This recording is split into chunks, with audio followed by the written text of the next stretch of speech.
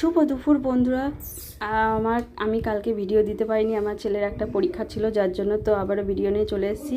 তো আজকে কাঁকরোল আলুর রেসিপি নিয়ে চলে এসেছি। তো কাঁকরোল আলুটাকে ভালো করে ধুয়ে পরিষ্কার করে কেটে গ্যাস অন করে কাঁকরোল আলুটাকে লাল করে ভেজে নিলাম একটু নুন হলুদ দিয়ে। আবারও কড়াইয়ে একটু তেল দিয়ে গোটা গরম মশলা আর গোটা জিরে দিয়ে ভালো করে ভেজে নিয়ে এবার দুটো পেঁয়াজ আমি কুচো করে দিয়ে দিয়েছি।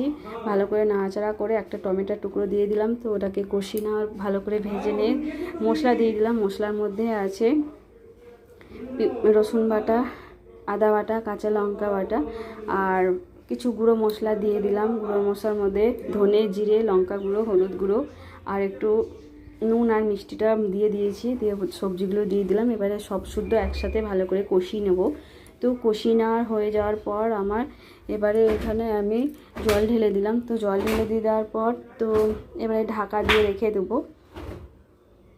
তো দেখো, ঢাকা খুলে নেওয়ার পর কাঁকরোল আর আলু রেসিপিটা আমার পুরো কমপ্লিট হয়ে গিয়েছে।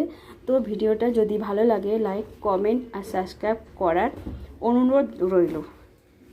আবারও দেখা হবে পরের ভিডিওতে।